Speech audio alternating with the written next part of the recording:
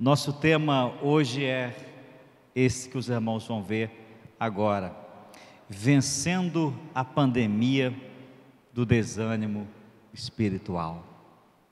Vamos abrir a palavra de Deus no primeiro livro de Reis, capítulo 19, versos 1 a 16, para nossa meditação nesta noite. Eu quero convidar você a ficar em pé para lermos assim a palavra do Senhor. Assim está escrito. 1 Reis, capítulo 19, versos 1 a 16. Acabe fez saber a Jezabel tudo quanto Elias havia feito e como matara todos os profetas à espada. Então Jezabel mandou um mensageiro a Elias a dizer-lhe: façam-me os deuses como lhe aprouver, se amanhã a estas horas não fizer eu a tua vida como fizeste cada um deles.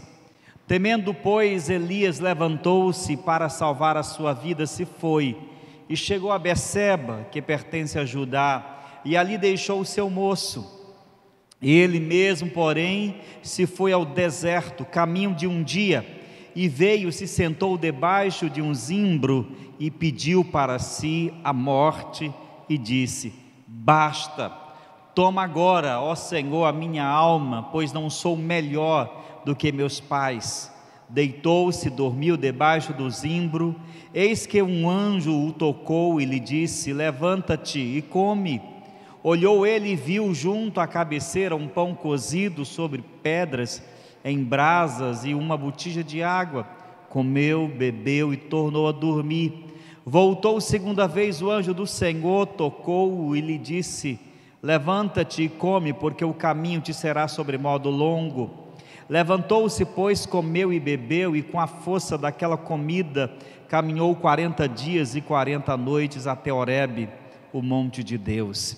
Ali entrou numa caverna onde passou a noite, e eis que lhe veio a palavra do Senhor e lhe disse: que fazes aqui, Elias? Ele respondeu: tenho sido zeloso pelo Senhor Deus dos exércitos, porque os filhos de Israel deixaram a tua aliança, derribaram os teus altares, mataram os teus profetas à espada, e eu fiquei só, e procuram tirar minha vida. Disse-lhe Deus: sai e põe-te nesse monte perante o Senhor. Eis que passava o Senhor, e um grande e forte vento fendia os montes e despedaçava as penhas diante do Senhor, porém o Senhor não estava no vento. Depois do vento um terremoto, mas o Senhor não estava no terremoto. Depois do terremoto um fogo, mas o Senhor não estava no fogo. E depois do fogo um cicio tranquilo e suave. Ouvindo Elias, envolveu o rosto no seu manto e saindo, pôs-se à entrada da caverna. Eis que lhe veio uma voz e lhe disse: que fazes aqui, Elias? E ele respondeu: tenho sido em extremo zeloso pelo Senhor Deus dos exércitos, porque os filhos de Israel deixaram a tua aliança, derribaram os teus altares e mataram os teus profetas à espada, e eu fiquei só, e procuram tirar minha vida. Disse-lhe o Senhor: vai, volta ao teu caminho para o deserto de Damasco, e em chegando lá unge a Azael, rei da Síria. A Jeú, filho de Ninsi, ungirás rei sobre Israel, e também Eliseu, filho de Safate, de Abel-Meolá, ungirás profeta em teu lugar. Palavra do Senhor. Amém? Vamos orar? Pai bendito, nós mais uma vez lemos a tua palavra, que é verdadeira, que é eficaz, é poderosa, mais cortante que uma espada de dois gumes, e é capaz de penetrar os recônditos mais profundos de nossa alma, trazendo-nos cura e transformação. Eis-nos, portanto, perante ela, perante os olhos de quem tudo vê. Que o Senhor nesta noite fale conosco, unja o nosso coração, fale aos nossos corações, ó Pai. Que o Senhor remova desse lugar todo e qualquer ruído, seja ele de natureza física, psicológica, espiritual, que porventura tente ou intente atrapalhar esse processo de comunicação entre o Senhor por meio da tua palavra e o nosso coração. Pai, enche esse lugar com a atmosfera doce, agradável e santa da Tua presença, para que nós possamos discernir, compreender e viver toda a Tua vontade. Assim nós pedimos, em nome de Jesus. Amém? Louvado seja Deus. Por favor, sente-se, meu querido irmão, minha querida irmã. Amados, nós já estamos no 8º mês da pandemia causada pelo coronavírus. E infelizmente o Piauí não está conseguindo sair daquela zona vermelha, zona de perigo. Pelo menos o que os noticiários mostram, é o único estado da federação que não está conseguindo baixar o número de casos. Estamos tendo uma média de 10 mortos no estado por dia. E, de certo modo, as autoridades têm atribuído esse aumento, essa aceleração do número de casos e de mortes pela Covid-19 às campanhas políticas. E eu aproveito, já que nós estamos ao vivo pela internet, para mandar um recado para as autoridades públicas, que elas fiscalizem, senhor prefeito, senhor governador, autoridades, fiscalizem as campanhas políticas, fiscalizem as igrejas, se for necessário, mas fiscalizem, para que o Piauí possa sair dessa zona vermelha. Essa pandemia trouxe muitos transtornos, muitos problemas em muitas áreas, não somente em termos de epidemiologia, em termos de saúde pública, mas também de economia, e mais do que isso, essa pandemia causou muitas desordens de natureza psicossocial na população. O isolamento, que durou até bem pouco tempo, parece assim que mexeu com a cabeça de muitas pessoas, e uma série de desordens psicológicas afetou as pessoas de maneira geral. O isolamento trouxe uma espécie de transtorno do pânico, trouxe depressão, compulsões, trouxe outra série de outros transtornos para a população, de modo que nós vivemos um tempo em que muitas pessoas se veem oprimidas, e muitas vezes agora que o isolamento acabou, estão numa busca desenfreada por algo que faça sentido, em busca de prazeres, em busca de festas, em busca de farra, razão pela qual nós estamos vivendo no Piauí esse aumento do número de casos. Por isso mas eu não quero amedrontar você, não é essa a minha intenção, e nem tampouco ao falar do que vou falar nessa noite, porque paralelamente a essa pandemia, causada pela Covid-19, parece que estamos tendo um outro tipo de pandemia, uma espécie de pandemia do desânimo, uma espécie de pandemia do desânimo espiritual. Já temos falado aqui, já tem meses, que de modo geral as igrejas têm sentido que os crentes, de maneira geral, foram, de certo modo, afetados espiritualmente nesse período de pandemia. Parece que o vírus mexeu não apenas com o corpo, mas também esse isolamento, esse ostracismo causado pelo isolamento social terminou esfriando a fé de muitas pessoas. E quando eu digo que é uma pandemia de desânimo espiritual, eu estou falando acertadamente, porque não diz respeito a algo que está acontecendo aqui em Teresina, aqui no Piauí, nem tampouco no Brasil. No mundo inteiro há uma espécie de esfriamento, de desânimo, uma espécie de declínio espiritual da vida cristã. Igrejas estão vazias, enquanto bares estão lotados. Igrejas estão vazias enquanto campanhas políticas estão superlotadas. Igrejas estão vazias enquanto shoppings estão superlotados. E por quê? Nós vivemos esse tempo de profundo desânimo. O desânimo é esse estado de alma caracterizado por um cansaço, uma fadiga, uma sensação de fadiga constante, de exaustão, uma espécie de abatimento espiritual que mina as nossas forças, as nossas energias e nos impede de prosseguir. O desânimo é algo muito perigoso em qualquer área da vida. Na área financeira, ele emperra o crescimento. O desânimo no matrimônio gera conflitos e muitas vezes o divórcio. O desânimo, em qualquer área, ele é sempre muito perigoso, mas na área espiritual é muito maior. Os seus riscos são muito mais danosos. O desânimo é algo universal e o pior, que também, como a Covid, é contagioso. Quando você convive com alguém desanimada, você termina recebendo a carga negativa da pessoa. Imagine você viver ao lado de um marido desanimado, o sujeito não tem ânimo para nada. Imagine você viver ao lado de uma mulher a vida toda que não tem ânimo para nada. Você trabalhar com um colega desanimado o tempo todo. Você morar ao lado de um vizinho que é todo o tempo desanimado. Isso termina aquela carga negativa, aquele olhar perspectivo, aquele olhar, na verdade, prospectivo, termina influenciando a gente, trazendo toda essa carga negativa dos outros sobre nós. E nesse sentido, o desânimo é também uma pandemia contagiosa. Na vida espiritual, o desânimo pode ser caracterizado por uma série de perdas que podem ser tanto sucessivas quanto simultâneas. Podemos mostrar algumas dessas perdas. Por exemplo, uma pessoa desanimada espiritualmente é uma pessoa que tem perda da alegria da vida cristã.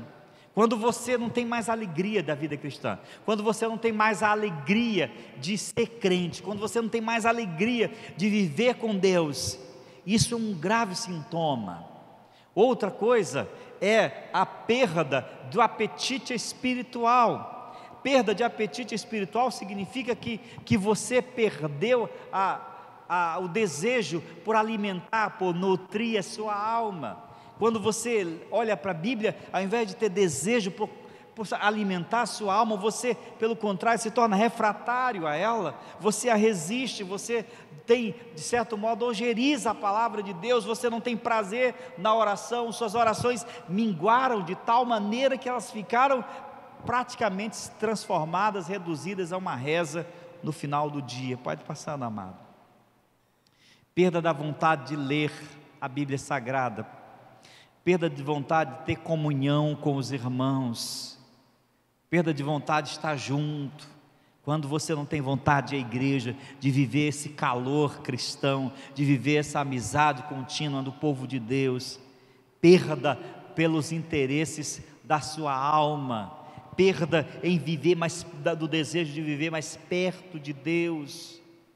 As coisas espirituais se tornam algo mais pesaroso, mais cansado, e a vida cristã termina se tornando um fardo, quando deveria ser algo libertador para a sua vida.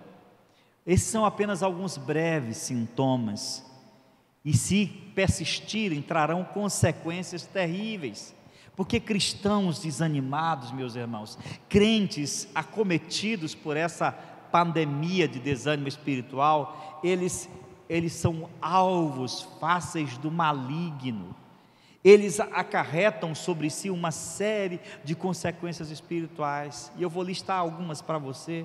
Primeiramente, pessoas desanimadas espiritualmente emperram o seu crescimento espiritual. Como é que a pessoa pode crescer espiritualmente se ela está desanimada? Se ela não tem ânimo para orar, para ler a Bíblia, para ir à igreja, para falar de Jesus, para viver a fé, ela deixa de crescer. E não é só isso. O desânimo espiritual impede-nos de ser tudo aquilo que Deus quer que nós sejamos.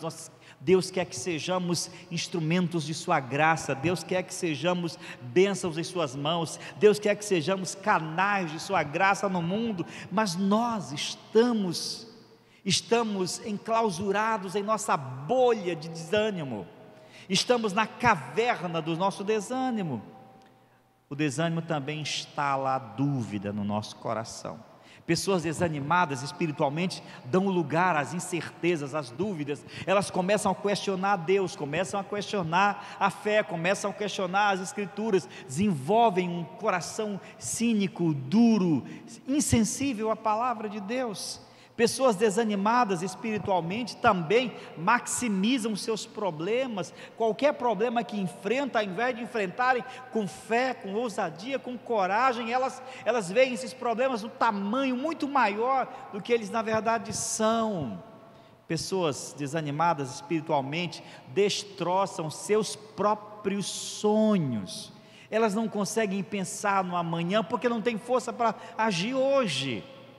Pessoas desanimadas espiritualmente têm sua visão espiritual escurecida, obscurecida espiritualmente. Elas têm a sua esperança eclipsada e, principalmente, elas têm sua fé atrofiada. É por essa razão que os teólogos da igreja sempre destacaram o fato de que o desânimo é uma das mais poderosas armas que o diabo sempre usou contra a igreja de Jesus. E aí surgiu até uma espécie de anedota de que certa feita o diabo estava fazendo um grande leilão lá no inferno. Ele estava leiloando todas as armas que ele geralmente utiliza contra a igreja de Jesus. E os demônios estavam lá arrematando aquelas peças, aquelas armas poderosíssimas. E aí estavam lá a arma da cobiça, a arma da inveja, a arma da soberba, a arma do orgulho, a arma da vaidade, a arma da prostituição, a arma, enfim, uma infinidade, um acervo que o diabo usa contra a igreja de Jesus. E todas aquelas peças foram vendidas rapidamente, foram leiloadas rapidamente, ficando apenas uma que não conseguiu, que não foi vendida, porque o seu preço estava altíssimo e nenhum dos demônios conseguiu arrematar. Ela era, na verdade, uma peça em forma de cunha, pontiaguda, e diz a anedota que o demônio perguntou ao capeta, ao diabo, que arma era aquela e por que custava tão caro? E o diabo respondeu: esta arma, meu caro discípulo, esta arma chama-se desânimo. Quando eu consigo cravá-la no coração de um cristão, geralmente eu o derrubo, porque é assim que acontece. Quando nós cedemos à tentação do desânimo, nós, na verdade, entramos num processo de declínio espiritual. Não há homem nem mulher mais santo do mundo que não seja vulnerável ao desânimo espiritual. Você e eu e os maiores gigantes da igreja já passaram por esses momentos em sua vida. Homens e mulheres que em determinados momentos abriram a guarda e entraram num processo de desânimo espiritual. E não é só apenas uma vez, mas recorrentemente nós podemos cair nessa cilada maligna, de nos deixarmos abater, de nos deixarmos afugentar, de nos deixarmos diminuir, de nos deixarmos perder as forças espirituais e o vigor da fé, e entrarmos num processo de depressão espiritual. E hoje eu vou mostrar para vocês um desses gigantes da fé, e que nem ele escapou dessa cilada maligna. No entanto, o interesse não é mostrar para você o terrível poder do desânimo, mas é mostrar para você o grande poder de Deus em nos resgatar, em nos tirar do poço mais profundo que seja o desânimo. Por isso que hoje Deus nos dá, nesta noite, o antídoto. Se a vacina contra a Covid ainda não está à disposição das pessoas, se o remédio que pode nos curar dessa terrível pandemia ainda não está à disposição, aquele que cura as enfermidades da nossa alma está nesse lugar para alertar, para nos curar, para nos transformar para a sua glória. Amém, irmãos? O texto que nós lemos nos conta a história do grande profeta Elias. Ele foi um homem extraordinário, de intimidade com Deus. Sozinho desafiou todo o sistema político e religioso corrupto de Israel. Ele enfrentou Jezabel, a grande rainha promíscua, pagã e idólatra. Desafiou no Monte Carmelo os seus profetas, os seus adoradores, e os venceu valorosamente. Ele orou e Deus fez descer fogo do céu. Era um homem tremendo, de profunda convicção e de poder de Deus, tal modo que quando João Batista aparece, ele é identificado com esse mesmo espírito, de um homem corajoso, de um homem ousado, de um homem de fé, de um homem intrépido, de um homem que está totalmente entregue nas mãos de Deus. Mas o texto que nós lemos nos diz que depois daquela grande e histórica batalha no Monte Carmelo, na hora que ele destruiu os profetas de Baal, Jezabel lhe mandou um recado, dizendo a ele que naquele mesmo dia ela mandaria fazer com ele o que ele fizera com os profetas dela, ou seja, ele mandaria matá-lo, ela mandaria exterminar o nome do profeta. E a Bíblia diz que ele teve medo da ameaça, porque sabia que ela cumpriria. E diz o texto que ele correu, deixou o seu servo, o seu moço, o seu ajudante de profeta, e correu, fugiu o caminho de um dia, correu um dia inteiro, e depois de cansado, assentou-se num pé de zimbro, se deitou e dormiu. E Deus mandou um anjo para ir dar comidinha na boca dele. Ele acordou de manhã cansado, e lá estava pãezinhos assados e água, e ele comeu e bebeu por 2 vezes. Deus foi cuidar dele.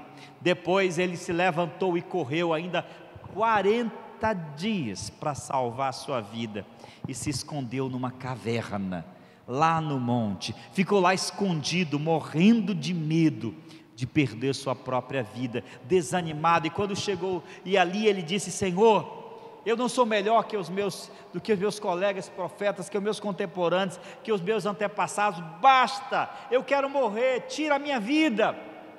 Eu, sinceramente, quando a gente olha para esse texto, a gente não entende o que aconteceu.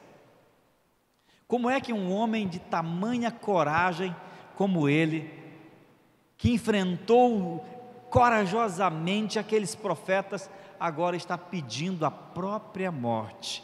Ele está abatido, ele está desanimado, e ele está vivendo agora no interior de uma caverna, pedindo a própria morte. O que Deus faz? Deus irá abandonar o seu guerreiro? Um instrumento fragilizado deve ser rejeitado? Pessoas que estão desanimadas devem ser esquecidas? Não! O que Deus faz? Deus vai lá na caverna, Deus vai lá atrás do seu profeta, e aí diz o texto que aparece um grande terremoto diante da caverna, que fende as rochas. Mas Deus não estava no terremoto. Depois vem um vendaval muito forte, que arregaça tudo em torno daquela caverna, mas Deus não estava no terremoto, não estava naqueles ventos fortes. Depois vem um fogo, e Deus não estava no fogo. E aí depois vem um vento suave, um cicio, um murmúrio que adentra a caverna com um vento frio, e o profeta cobre o rosto com aquele frio que estava sobre ele, e aparece na porta da caverna e ouve a voz de Deus: Elias, o que é que você está fazendo aqui? O que é que você está fazendo aqui? Deus está dizendo para ele, para mim, para você, que o único lugar que Deus não quer, que Deus não me quer, que Deus não quer você, é na caverna do desânimo. Esse lugar não é para mim, esse lugar não é para você, esse lugar não é para o povo de Deus, esse lugar não é para os discípulos de Jesus. Se você hoje, talvez, se porventura estiver nessa caverna, eu quero que você abra o seu coração para você ouvir a mesma voz que Elias ouviu. Deus está hoje sussurrando o seu nome e te perguntando: o que é que você está fazendo aí? esse não é o seu lugar, não é aqui que eu quero você, não é aí que eu quero você, eu tenho algo muito melhor para você. E quando a gente lê o texto, a gente percebe claramente os sintomas do desânimo espiritual do profeta Elias. São aqueles sintomas que muitas vezes marcam a nossa vida, que aparecem em nossa vida, e o primeiro deles é o medo. Ele sente medo. Verso 3 diz que ele, temendo, pois, Elias levantou-se e foi para salvar sua vida, e se foi e chegou a Berseba, que pertence a Judá, e ali deixou seu moço. Era natural, ele era um ser humano, mas ele estava com medo de perder a sua vida. O medo, meus irmãos, é um sintoma que é natural quando ele, na verdade, surge em nossa vida como um mecanismo de defesa, mas quando ele emperra a nossa fé, quando ele nos faz deixar de crescer, como aquele medo que teve Pedro quando Jesus lhe chamou para andar com ele sobre as águas, e Pedro, deixando de olhar para Jesus, olhou para os ventos e começou a naufragar.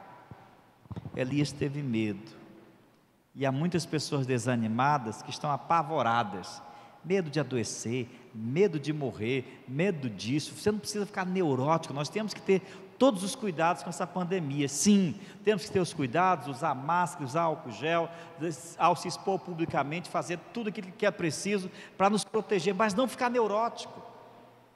Não ficar neurótico, não se exceder no medo, porque o medo, há um limite em que o medo é um mecanismo de defesa, e quando ele deixa de ser um mecanismo de defesa, ele passa a ser uma arma que usamos contra nós mesmos. Pessoas desanimadas, via de regra, são pessoas amedrontadas, afugentadas. Elias não somente tinha medo, Elias abandona a comunhão e os relacionamentos. Diz o texto que ele deixa o seu moço, ele deixa o jovem que lhe acompanhara a vida toda no ministério profético, porque geralmente pessoas desanimadas são pessoas que gostam de ficar só, gostam da solidão, se escondem na solidão, são pessoas que não gostam de compartilhar a vida, de compartilhar os problemas, de compartilhar o que sentem, de compartilhar o que estão vivendo. Elas mascaram os seus sentimentos, mascaram o estado interior de seu coração. Como é que você está? Pessoal com aquele sorriso amarelo, diz, está tudo bem, mas no fundo não está bem. Elas se escondem de relacionamentos. Pessoas que estão desanimadas, elas fogem de relacionamentos, fogem de interação com o outro, porque elas têm medo de se expor, têm medo de que o outro leia os seus sentimentos, leia o seu estado mental, leia o seu coração. Elias abandona o moço, não estava preocupado apenas em salvar a vida do moço, mas ele estava num processo de solidão, e estava deixando a comunhão com aquele jovem. Pessoas que estão desanimadas, o último lugar que elas querem estar é no meio da multidão, inclusive da igreja. Pessoas agora, por exemplo, que estão desanimadas na fé, estão em casa, preferem estar diante de um filme, de uma série, da TV ou de qualquer outra coisa, menos no meio do povo de Deus. São pessoas que querem ficar só, porque era assim que Elias se via. Ele disse, eu fiquei só, mas ele não tinha ficado só. Em terceiro lugar, Elias mostra um sentimento de insignificância. Ele achava que seu ministério tinha sido completamente insignificante. Olha Senhor, eu estou só, derrubaram os teus altares e eu fiquei sozinho, eu estou sozinho lutando contra todo esse sistema maligno. Mas não era verdade. Pessoas desanimadas não se veem, não veem o seu próprio valor para Deus, não enxergam o seu próprio valor. São pessoas que têm uma autoestima lá embaixo, são pessoas que têm uma autoestima afetada por aquelas adversidades e têm, portanto, uma imagem distorcida do modo como Deus as vê. O Elias achava que seu ministério tinha sido completo e a sua vida completamente insignificante para os propósitos de Deus, mas não era verdade. Ele não era o único, Deus o havia usado e ele era importante nos propósitos de Deus, e não só isso, mas havia 7.000 pessoas em Israel que não havia dobrado os joelhos e nem proclamado o nome de Baal, porque eram fiéis ao Senhor, eram fiéis ao Senhor. Saiba de uma coisa, meu querido irmão, nunca deixe o diabo achar que você não tem valor, nunca deixe o diabo dizer que você não tem importância, que você é insignificante, que você não tem valor algum aos olhos de Deus ou das pessoas. Você tem, e o seu valor não é inerente a você mesmo, não é porque você é bonito, não é porque você é sábio, não é porque você é inteligente. Você é importante, é significante para Deus, porque Jesus morreu por você na cruz, amém? Elias, não somente isso, é um homem tomado por um sentimento de fracasso. Ele diz o texto no verso 10 que ele diz: eu tenho sido zeloso pelo Senhor Deus dos exércitos, os filhos de Israel deixaram a tua aliança e agora procuram tirar a minha vida. Ele achava que seu ministério tinha sido um fracasso, mas não tinha sido. Não tinha sido, porque o ministério dele, nada que a gente faz para Deus é em vão, nada, nada. Era um homem que se olhava e se enxergava de uma forma totalmente distorcida, acerca do seu valor, acerca da sua missão, acerca do seu trabalho. Você é importante para Deus, você é importante para Deus, tudo que você faz para Deus é importante. Não deixe que o inimigo diga algo diferente, não deixe que ele implante no seu coração uma visão distorcida de Deus e de você mesmo. E em último lugar, Elias entrega-se a uma completa inoperância da obra de Deus. Ele foge, ele deixa o seu ministério e vai se esconder numa caverna. E ali ele não estava cumprindo os propósitos de Deus, ali ele não estava fazendo o que Deus queria que ele fizesse. Deus ainda tinha muita coisa para a vida dele, e ele estava recluso, ele estava enclausurado naquela masmorra daquela caverna. Há muita gente assim, sim, em todos os sentidos, sobretudo espiritual. Crentes que estão desanimados, que se isolam, que ao invés de buscarem ajuda, de pedirem socorro, de buscarem a Deus, estão isolados, escondidos na caverna de seu próprio desânimo. E para fugir disso ainda dão desculpas. Ah não, eu não vou para a igreja porque eu estou com medo do coronavírus. Mas a pessoa vai para a academia, a pessoa vai para o shopping, a mesma pessoa vai para todo lugar. Ela não tem a coragem de dizer assim: eu estou fraca, eu estou fraco, eu estou desanimado, eu preciso de ajuda. O primeiro passo para a cura do desânimo espiritual é admitir que estamos desanimados. Esse é o primeiro passo, admitir que nós precisamos de ajuda. E aí o texto segue para nós mostrando o tratamento divino, o diagnóstico, o tratamento divino. Deus vai colocar a sua mão para resgatar o seu profeta, porque Deus não quer que você e eu permaneçamos na caverna do desânimo, do desalento, da apatia, da depressão. Deus não quer. Deus não me fez, Deus não fez você para a caverna do desânimo. Por isso nessa noite Ele clama do céu através de sua palavra: o que é que você está fazendo aí? Você que está em casa, Deus está falando com você também: o que é que você está fazendo aí? O que Deus faz para resgatar os seus servos daquela caverna?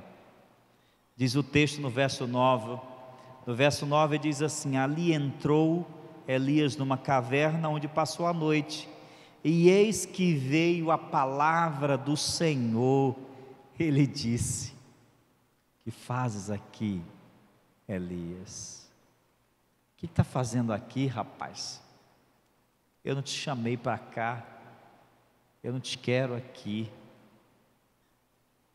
O texto nos mostra dos versos 5 a 8, que a primeira coisa que Deus vai fazer é, Deus vai suprir as necessidades físicas do profeta. Ele vai mandar um anjo preparar comida e dar na boca do Elias, para que Ele recobre, porque Deus sabe que nós somos muito mais do que espírito. Deus sabe que você e eu temos necessidades diversas. Deus sabe que você precisa de pão, Deus sabe que você precisa de proteção, Deus sabe que você precisa de roupa para vestir, Deus sabe que você precisa de teto, Deus sabe que você precisa de transporte, Deus sabe que você precisa de carinho, Deus sabe que você precisa de companhia. Deus sabe todas as nossas necessidades. E Ele vai tratar uma a uma do profeta Elias, da mesma maneira como Ele trata conosco. E Deus foi suprir as necessidades do profeta, e depois de barriga cheia, Deus disse: vai, agora vai. Restauradas as forças físicas, o profeta prosseguiu até o caminho onde ele havia de seguir. Sabe, queridos, agora mesmo, Deus está, eu creio, em nome de Jesus, suprindo as suas necessidades, porque Ele está agindo no mundo para abençoar a vida do seu povo. A Bíblia diz que Deus, não adianta a gente dormir tarde e trabalhar, acordar cedo, trabalhar até tarde, comer o pão que penosamente nós ganhamos, porque Ele dá aos seus amados enquanto dormem. Deus é um Deus da providência, que supre, e que não é preciso que nós nos afoguemos, que nós mergulhemos na preocupação e na ansiedade exacerbada quanto às coisas da nossa vida, porque Deus cuida de nós. O apóstolo Pedro nos diz em 1 Pedro 5,7: lancem sobre Ele toda a vossa ansiedade, porque Ele tem cuidado de vós. Em segundo lugar, Deus supre as necessidades espirituais do profeta. Deus vai lá e dá uma palavra a ele. Veio a palavra de Deus ao profeta e pergunta: o que você faz aqui? Aquela alma que estava vivendo nas sombras, com medo da morte, enclausurada no fundo daquela caverna. Deus não joga ferramenta quando se quebra. A Bíblia diz lá em Mateus que Jesus, quando Ele vem como o cumprimento da profecia de Isaías, Ele não vai jogar fora a cana quebrada, e nem vai lançar fora o pavio que já está apagando-se. Pelo contrário, Ele vem para restaurar. Ele vem para restaurar. Por isso Deus não desiste de você, Deus não desiste de mim, Deus não desiste de nós. E por mais que nós estejamos a ponto de desistir de Deus, Deus continua a nossa procura onde quer que estejamos. Agora mesmo Ele está dizendo para você e para mim: o que é que você está fazendo nessa caverna? E Deus vai chamar o profeta e falar com ele. Quando o profeta vê toda aquela manifestação da natureza, através de um terremoto, depois através de um vendaval, depois através do fogo, e Deus não está, e Deus vai mostrar para ele que é numa brisa suave e fria que a sua graça vai se manifestar. Sabe por quê? Para dizer para você, para mim, para todos nós, que Deus é o Deus dos feitos extraordinários. Deus é o Deus de todas as coisas, mas Ele geralmente age de uma forma tão simples no dia a dia. Deus está agindo nas coisas do dia a dia, da nossa realidade, de uma forma tão simples, que nós nem vemos o extraordinário, mas tudo é de Deus. Sabe, comida que você tem todos os dias, claro, é fruto do resultado do seu trabalho, mas é de Deus, é bênção de Deus. Sabe, a saúde que você está desfrutando agora, sim, é resultado dos seus cuidados físicos, mas é bênção de Deus. Sabe, a família que você tem, por mais difícil que ela seja, por mais problemas que ela tenha, é de Deus. Sabe, a igreja que você tem, os amigos que você tem, sim, são de Deus. Deus está nas coisas mais simples. Ele está também nas coisas mais simples da nossa vida. E em terceiro lugar, Deus dá ao profeta uma nova missão. Deus disse: olha, vem, que eu tenho uma nova missão para você. E diz o texto que Deus mandou o profeta, ele dizendo: vai pelo caminho do deserto até Damasco, e chegando lá unja Azael, e depois unja Jeú, e depois unja Eliseu. Deus foi dar a missão para ele, para dizer que não tinha acabado o ministério, ele era profeta de ungir reis, ele era profeta de ungir imperadores.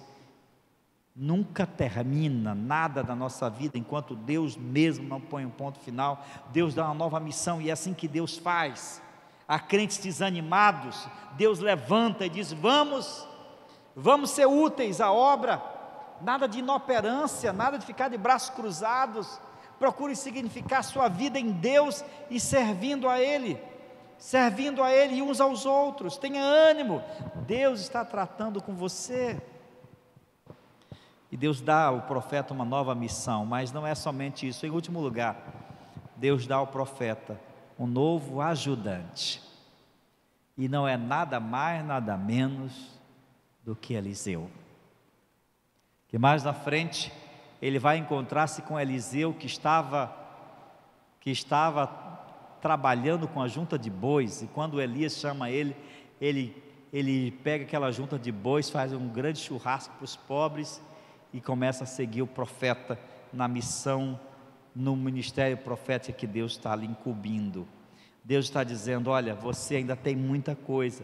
Eu não fiz você para o isolamento, não fiz você para ficar sozinho, eu não fiz você para se esconder dos outros.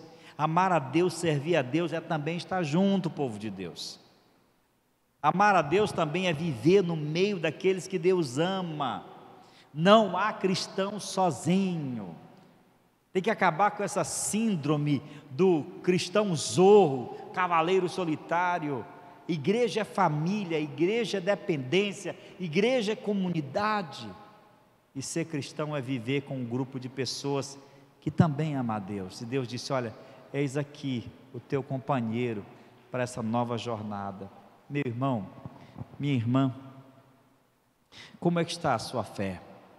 Eu quero já chegar aos finalmente da nossa mensagem, dizendo para você o seguinte: você que está cansado, cambaleante, abatido, desanimado, tenha ânimo, levante a cabeça, se firme no Senhor, não se deixe abater. O Senhor pode erguê-lo e quer e fará isso na sua vida nesta noite. Anime-se em Deus, busque forças no Senhor. Pode ser que a vida esteja difícil para você, pode ser que as dificuldades tenham tentado oprimir você, afugentar você. Não se abata, Deus ainda está no trono, Ele está do seu lado, Ele está do teu lado e continuará até o dia final. Levante-se, meu irmão, levante-se.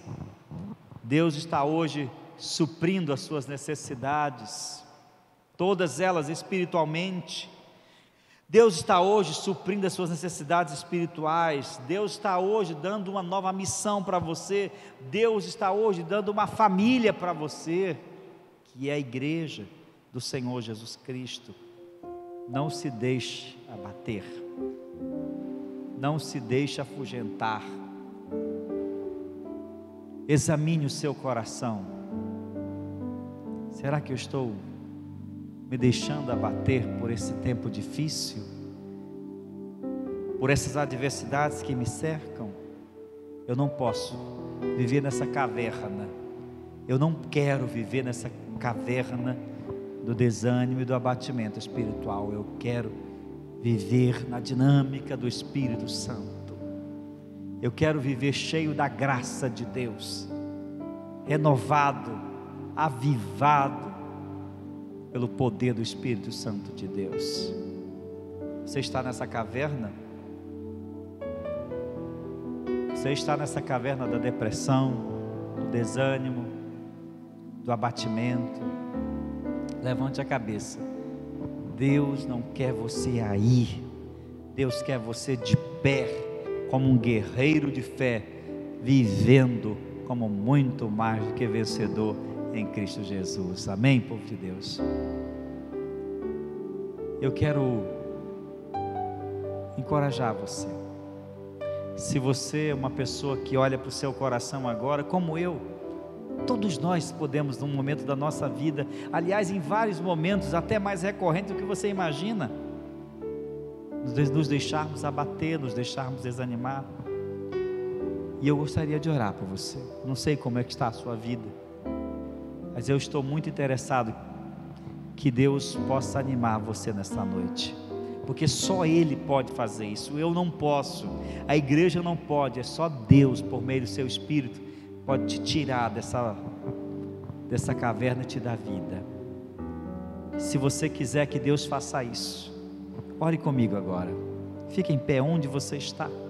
Diga assim: eu quero sim, pastor, eu quero que Deus me anime, eu quero que Deus me avive, eu quero que Deus me renove, eu quero que Deus me dê sua unção, eu quero que Deus tire essa frieza, esse desânimo, essa indiferença do meu ser e me dê vida.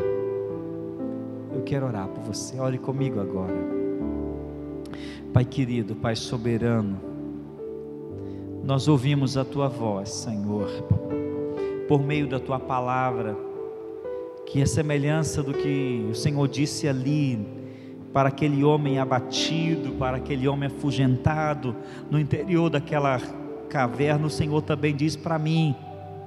O Senhor sussurra o meu nome, o Senhor sussurra o nome do teu povo, e dizendo: eu não quero você aí, eu não fiz você para essa prisão, eu não fiz você para esse desânimo, eu não fiz você para essa depressão, eu quero que você se anime, e eu estou derramando sobre você o meu Espírito, estou derramando sobre você o óleo da unção, para que você viva.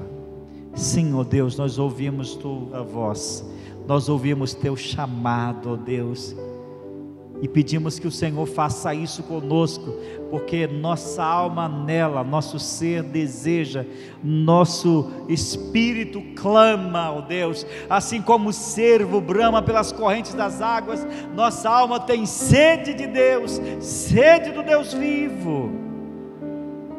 Desperta o Teu povo, Senhor, derrama o Teu Espírito de despertamento, de avivamento.